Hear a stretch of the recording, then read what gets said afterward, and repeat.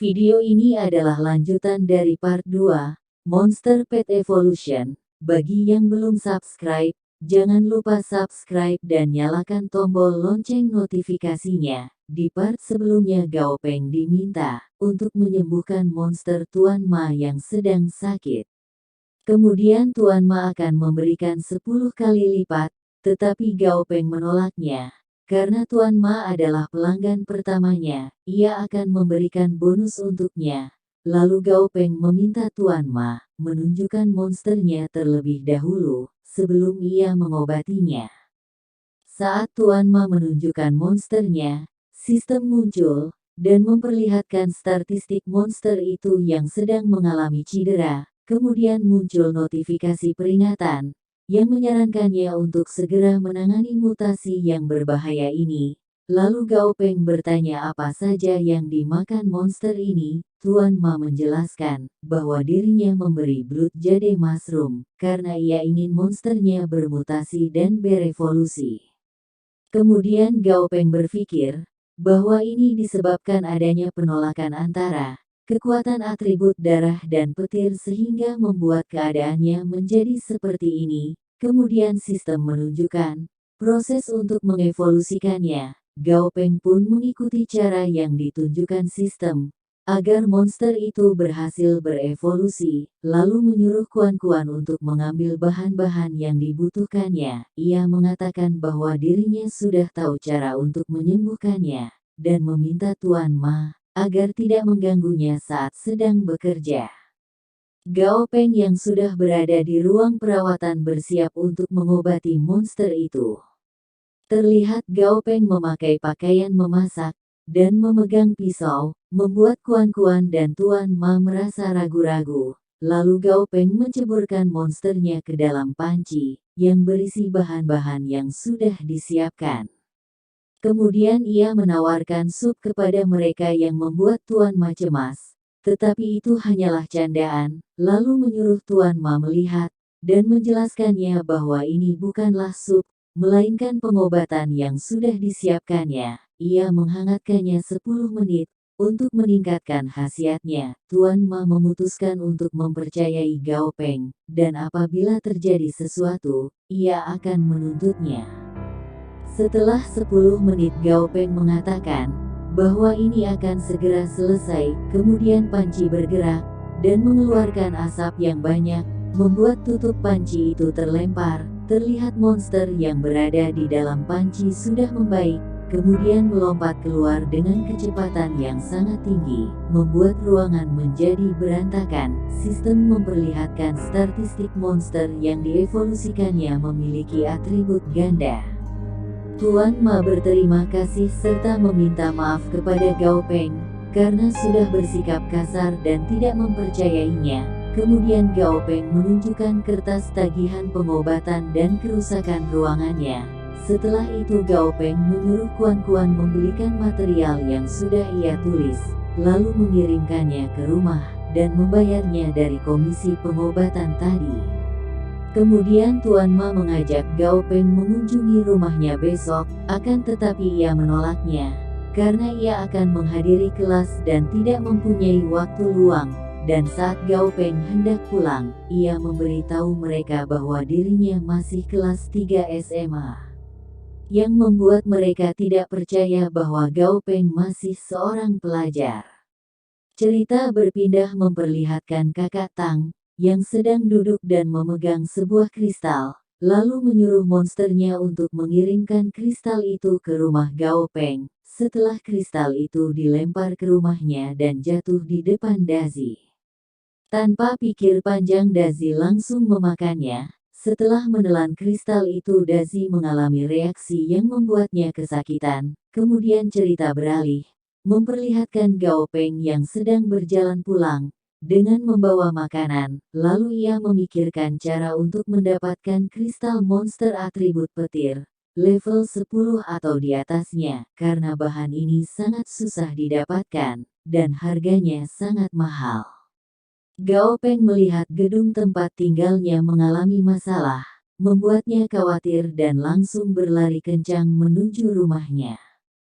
Saat membuka pintu, Dia melihat Dazi yang sedang berguling-guling di lantai, lalu muncul sistem yang memberitahu dirinya kalau Dazi sedang berevolusi. Setelah memakan kristal monster Lightning Vajra Centipede, yang membuat Gao Peng bertanya-tanya, bagaimana ia bisa memakan kristal tersebut, dan siapa yang memberikannya. Kemudian ia melihat kakak Tang yang sedang memperhatikannya dari dekat pintu. Saat kakak Tang masuk, Gao Peng menanyakan apakah dia yang telah memberikan kristal itu, dan kenapa tidak memberitahunya. Kakak Tang hanya tersenyum dan berpikir, kalau dia memberitahu Gao Peng pasti ia tidak mau menerimanya. Lalu kakak Tang mengatakan bahwa dia ke sini hanya untuk membawakan barang yang ditinggalkan Gao Peng di tengah jalan. Dan kakak Tang langsung masuk ke kamarnya.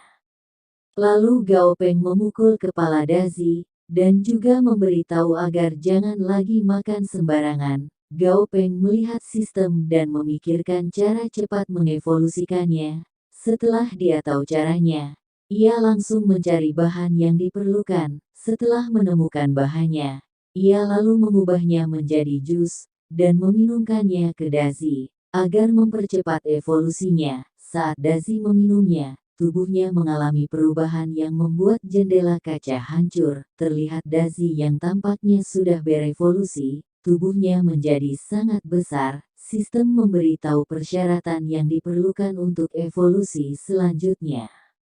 Ia tidak menyangka bahwa dirinya dapat dengan mudah mengevolusikan Dazi ke kelas epik. Mereka yang khawatir melihat Dazi tidak bisa berdiri karena efek evolusinya. Lalu Gao Peng memberi Dumbi makanan. Saat Dumbi memakannya, keluar kotoran dari dalam tubuhnya, yang membuatnya kebingungan. Dan Gao Peng menyuruhnya melanjutkan makannya, karena ini dapat membantu menstabilkan kekuatanmu. Dazi yang sudah bisa berdiri, melihat Gao Peng yang tertidur di sofa, kemudian dengan niat baiknya, Dazi mengambil selimut dan mereka pun tidur bersama. Cerita berpindah memperlihatkan, kepala sekolah yang sedang mengobrol dengan seseorang, orang itu menyarankannya agar memperbolehkan murid-muridnya membawa monster peliharaan mereka, akan tetapi kepala sekolah menolaknya, karena beranggapan bahwa murid-muridnya masihlah anak-anak, yang bahkan belum pernah melatih monster. Kemudian orang itu menjelaskan, meskipun teknologi baru sudah diteliti di seluruh dunia, tetap saja perkembangan manusia masihlah sangat lambat. Jika seperti ini saat waktunya tiba teknologi tidak bisa membantu mengatasi monster, maka yang tertinggal hanyalah penyesalan. Setelah itu cerita berpindah, Gao Peng yang berada di ruangan kelasnya, teman-temannya memperhatikannya, karena mereka tahu bahwa Gao Peng mendapatkan sertifikat pelatih monster menengah yang muncul di koran. Lalu semua teman sekelasnya memujinya dan menganggap dirinya seperti selebriti. Kemudian ada teman kelasnya yang ingin meminta tolong, tetapi Gao Peng langsung menolaknya. Hal itu membuat temannya kesal. Kemudian datang guru murong dan langsung memukul kepala temannya, dan menyuruh semuanya duduk, karena ia akan menyampaikan informasi. Mulai sekarang sekolah di seluruh dunia akan direformasi, dan pada tahun ajaran kedua akan ditambahkan kursus baru, dan perekrutan anak yang berbakat. Reformasi ini dikarenakan persetujuan antara organisasi pendidikan dunia, dan kemiliteran dunia. Untuk anak yang memiliki bakat, akan bisa langsung masuk akademi top, ataupun militer. Kemudian guru murong juga memberitahu, jika pelatih dari akademi militer akan datang hari ini, dan kalau ada yang tertarik kalian bisa bergabung latihan nanti sore, dan jika di antara kalian ada yang ingin jadi murid spesial, temui saya saat kelas selesai. Hal ini membuat seisi kelas meributkannya. Setelah itu guru murong memanggil Gao Peng, karena ada hal yang akan ia bicarakan. Guru murong menyuruhnya menjadi pemandu murid dari SMP 7, untuk berkeliling sekolah, yang akan datang besok. Dengan semangat Gao Peng mengatakan, bahwa sebenarnya ia ingin menjadi duta besar kekaisaran. Guru Murong menyarankannya untuk masuk ke dalam akademi militer terlebih dahulu, karena untuk menjadi duta besar kekaisaran, harus memiliki banyak penghargaan dari akademi militer. Tetapi Gao Peng menganggap cara itu terlalu lama, karena dia ingin secepatnya belajar banyak mengenai latihan bela diri dan sebagainya, agar dirinya menjadi lebih kuat, dan ini mungkin mustahil. Melakukan ujian di waktu yang bersamaan, kemudian Guru Morong menyuruhnya memikirkan pilihannya lagi.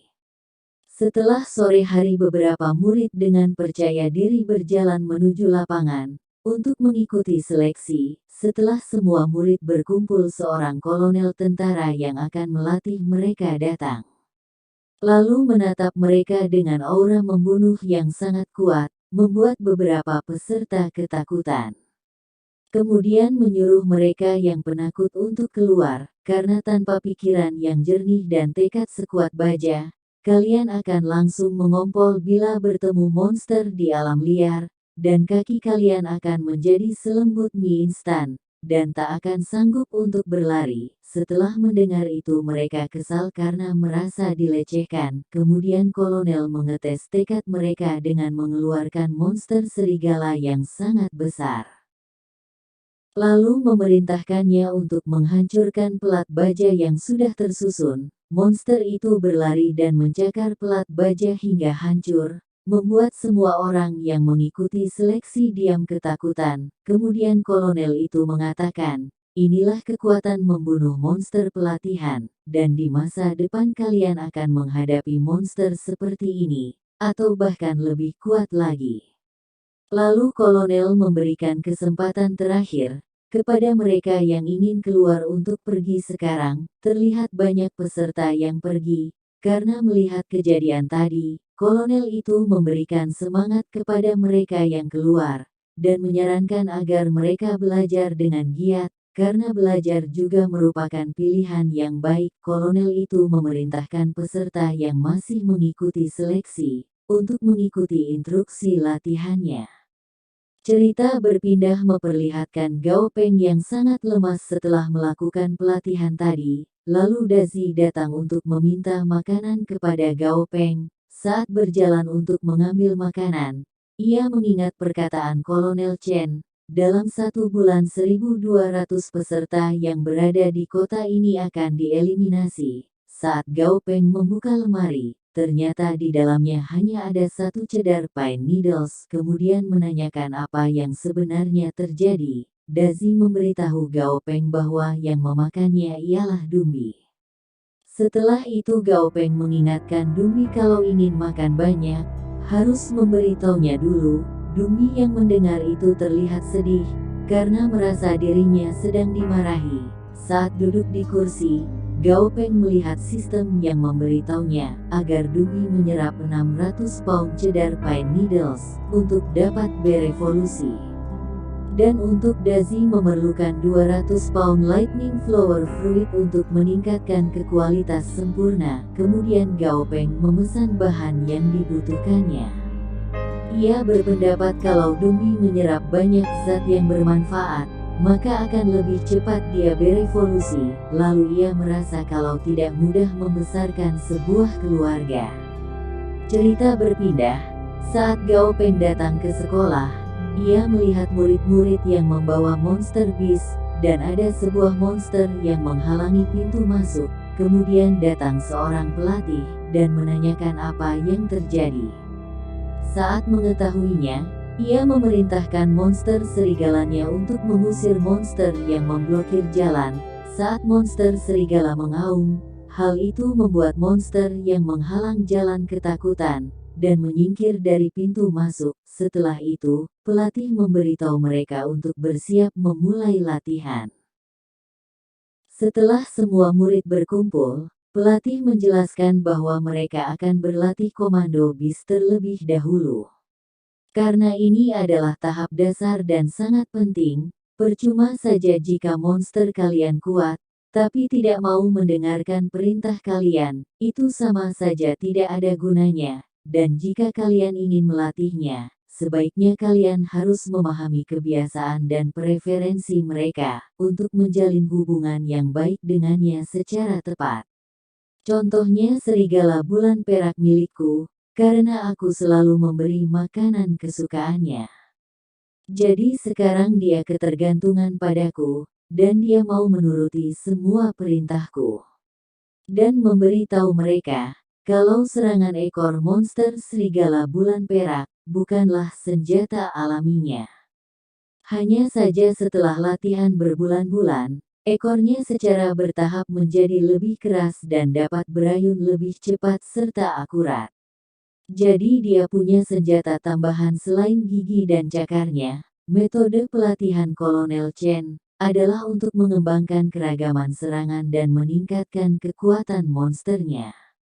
Setelah itu pelatih menyuruh Ketua Li untuk menunjukkan kemampuan serigalanya, kemudian Ketua Li menyampaikan bahwa ini adalah serigala bulan perak yang sama, tapi metode pelatihan yang digunakan berbeda, dan ada arah pengembangannya yang bervariasi. Saat Ketua Li melempar batu, serigalanya melompat dan menggigit batu itu hingga hancur. Setelah itu, pelatih itu menjelaskan klasifikasi monster, dibagi menjadi 5 kategori, yaitu penyerang, pertahanan, pendukung, penyembuh, dan kontrol lapangan. Ada juga yang dapat melakukannya sekaligus, contohnya pohon anggur iblis hijau, yang dapat bertindak sebagai tipe pertahanan dan kontrol, dan yang paling penting kalian dapat menggunakannya sebagai penyerang. Setelah itu pelatih memberi saran, agar mereka memulainya dengan bahan yang sederhana, seperti melatih kekuatan gigitan. Mulailah dari kayu terlebih dahulu, dan secara bertahap tingkatkan kekerasannya. Kemudian meminta murid yang telah memilih jurusan pelatihan, untuk mendaftar dan menerima materi pelatihan, karena Gao Peng sudah mempelajari seni rahasia transfer kerusakan. Jadi ia memutuskan untuk meningkatkan pertahanan Dazi terlebih dahulu, tapi dia tidak tahu caranya. Saat melihat monster kera, ia mengingat pernah melihat sejenis monster keramutan berambut jarang di arsip studio. Sifat alaminya suka sekali bertarung, tapi pertahanannya sangat lemah. Oleh sebab itu, sejak lahir mereka dilatih menggunakan tubuh sendiri untuk memukul batang pohon, lalu memukul batu gunung dan sebagainya. Seiring waktu, kulit yang terluka itu tidak hanya sembuh, tapi juga menjadi semakin keras. Saat mereka dewasa, tidak hanya ototnya yang tebal, tapi juga kepala dan bekas lukanya menjadi mirip seperti baju besi. Saat itu mereka tidak akan terluka sedikit pun, bahkan jika mereka menabrak gunung. Setelah itu Gao Peng memutuskan akan mengikuti metode ini untuk melatih pertahanan Dazi, dan memilih alat yang akan ia gunakan hari ini. Kemudian memanggil Dazi, memberitahunya bahwa dirinya sudah mempunyai metode pelatihan, tapi metode ini sedikit menyakitkan. Lalu Gao Peng mengeluarkan palu besar, yang membuat Dazi lari ketakutan. Setelah beberapa saat, akhirnya ia dapat ditangkap karena membawa palu yang besar. Gao Peng merasa tangannya akan patah. 1 minggu kemudian, Gao Peng yang baru bangun tidur, mendengar teriakan Dazi yang meminta makanan. Dengan segera ia membuatkan makanan untuk mereka. Saat sedang memasak, Gao Peng merasakan kekuatan dan kecepatannya meningkat. Dan Dazi tidak hanya tumbuh besar, dia juga berhasil mencapai level 10. Kemudian handphonenya berbunyi. Ternyata ada seorang yang menelpon.